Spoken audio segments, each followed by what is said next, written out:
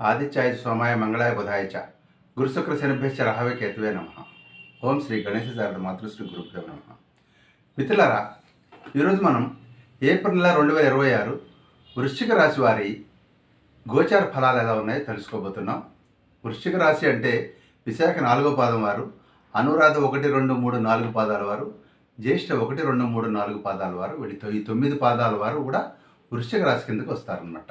ఈ వృశ్చిక రాశికి ఈ యొక్క మనం ఏప్రిల్ 1, 2 తారీఖుల్లో బిగినింగ్లో గ్రహస్థితి ఎలా ఉందో కనుక చూసినట్లయితే వీరికి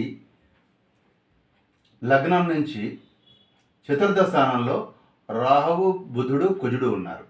ఇందులో చతుర్థంలో బుధుడు మాత్రమే యోగిస్తున్నాడు, శుభాన్ని ఇస్తాడు. ఆస్తులు, ధనప్రాప్తి, వాహనాలు, గృహలాభము, సంతోషము, కార్యసిద్ధి, విద్యా విజయము, తల్లికి ఆనందము, కుటుంబ సౌఖ్యము, రాజాదరణ, ఇవన్నీ కూడా ఈ బుధుడు మీకు ఇవ్వబోతూ ఉన్నాడు.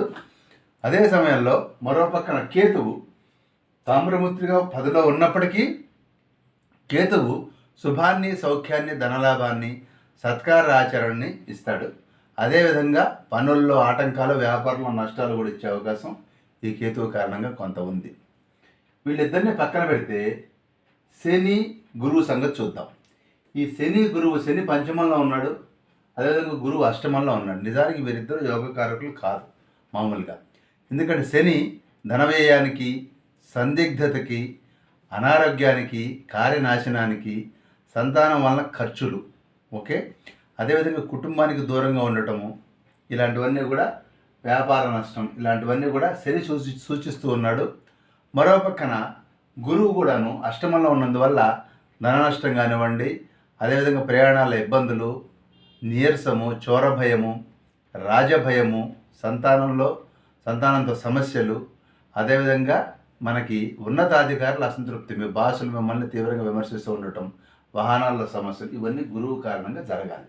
అయితే ఇక్కడ తమాషా విషయం ఏంటంటే గురువు ఈ అష్టమంలో సువర్ణమూర్తిగా ఉన్నాడు, అదేవిధంగా శని కూడా మనకి పంచమంలో రజితమూర్తిగా ఉన్నాడు.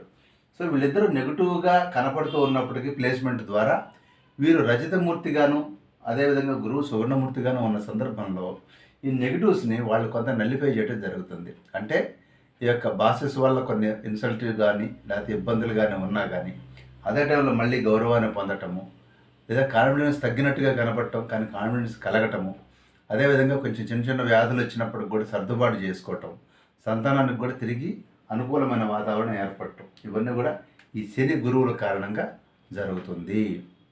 ఓకే, అందువల్ల మీరు శని గురువుల గురించి కూడా ఎక్కువ వర్రీ అవ్వాల్సినటువంటి అవసరం లేదు. ఈ మిగిలిన వాళ్ళు ఎవరు ఇబ్బంది పెట్టేవాళ్ళు, ముఖ్యంగా రాహువు. ఈ రాహువు తామ్రమూర్తిగా చాలా కాలం పాటు ఉండబోతున్నాడు. ఈ 4th హౌస్లో ఉన్నటువంటి ఈ రాహు ఎవరైతే ఉన్నాడో ఇతని కారణంగానే కుటుంబంలో తల్లికి సమస్యలు రావటం, గృహాలు, వాహనాలు నష్టం కలగటము, విద్యలో కూడా ఇబ్బంది కలగటము, ఖర్చులు, ఇవన్నీ కూడా ఈ రాహు కారణంగా మీకు కలుగుతాయి. కాబట్టి ఎట్టి పరిస్థితుల్లో మీరు దుర్గాదేవి యొక్క స్తుతి చేయటం మంచిది.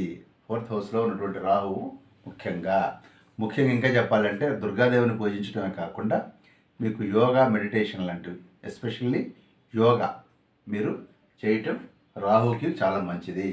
మరో పక్కన ఇక మళ్ళీ ఇంకా చెప్పుకోవాలంటే చిన్నటువంటి తక్కువ పీరియడ్ ఉన్న గ్రహాల్లో కుజుడు 4లో ఉన్నాడు. అదే టైంలో కుజుడు వల్ల కూడా మీకు ట్రాన్స్ఫర్స్ కానివ్వండి, ఉద్యోగంలో చేంజెస్ కానివ్వండి, అదేవిధంగా బంధు విరోధము, కొంత భయము, అలాగే డైజెస్టివ్ సిస్టంలో ప్రాబ్లము, అలాగే ఊరికి అలసట ఉండటము, మెంటల్గా ఎక్కువ ప్రెషర్ ఉండటము, ఇవన్నీ కూడా ఈ కుజుడు కారణంగా జరుగుతాయి. ఎందుకంటే కుజుడు, రాహువు చతుర్థంలో ఉండి ఆ ప్రాంతాన్ని ఇబ్బంది పెడుతూ ఉన్నారు. కాబట్టి మనం కుజుడు విషయంలో కూడా జాగ్రత్తలు తీసుకోవాల్సినటువంటి అవసరం ఉంది.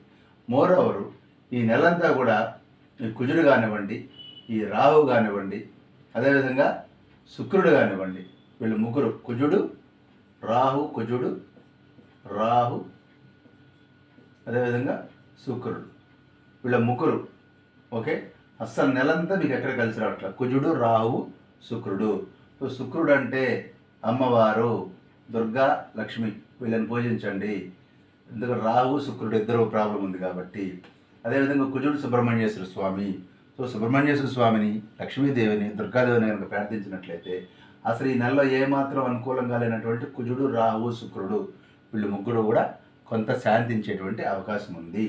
అయితే ఈ 1-2 తారీఖుల నుంచి మొదలెట్టుకుని నెల మధ్య వరకు అంటే 13వ తారీఖు వరకు ఇప్పుడు నేను చెప్పిన రిజల్ట్ యాజ్ ఇట్ ఈస్గా ఉంటుంది. అక్కడి నుంచి 14వ తారీఖు మీకు ఎప్పుడైతే వస్తుందో 14వ తారీఖు నుంచి మీకు కంపారిటివ్గా మీకు రవి కూడా అనుకూలంగా వస్తాడు. ఈ రవి ఎప్పుడైతే మీకు అనుకూలంగా వస్తాడో సెకండ్ హాఫ్లో మీకు సుఖము, ఆరోగ్యము, ధనధాన్య వస్త్ర లాభాలు, కాంపిటేటివ్ ఎగ్జామ్స్లో విజయము, శత్రువుల మీద విజయము. ఎందుకంటే 6th హౌస్ ఎప్పుడూ కూడా మీకు ఈ యొక్క 6th హౌస్ ఎప్పుడూ కూడా ఏం సూచిస్తుంది? ఈ ప్రాంతం అనమాట. ఇది మేనమామని, శత్రువులని, కాంపిటేటివ్ ఎగ్జామ్ని, వ్యాధుల్ని ఇవన్నీ కూడా 6th హౌస్ సూచిస్తుంది.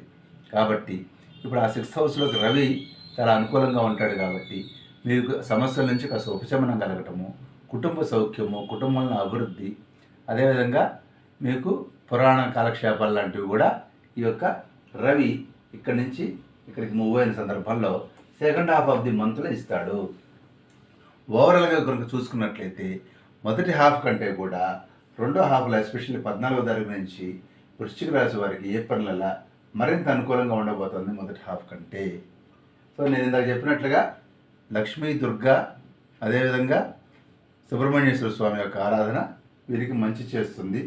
అదేవిధంగా మీరు యోగా చేయాలి, ఆసనాలు వేయటం లాంటివి చేయండి. అదేవిధంగా ఇంకా చెప్పుకోవాలంటే ఈ గురువు అష్టమంలో ఉన్నటువంటి గురువు మీకు మే నెలాఖరు వరకే ఇక్కడ ఉంటాడు. అక్కడి నుంచి మీకు భాగ్యంలోకి రాబోతూ ఉన్నాడు. అక్కడి నుంచి మీకు చాలా చాలా బాగుండబోతుంది. కాస్త ఏప్రిల్, మే నెలలు కాస్త మీరు ఓపిక పట్టాల్సినటువంటి అవసరం ఉంది. స్వస్తి.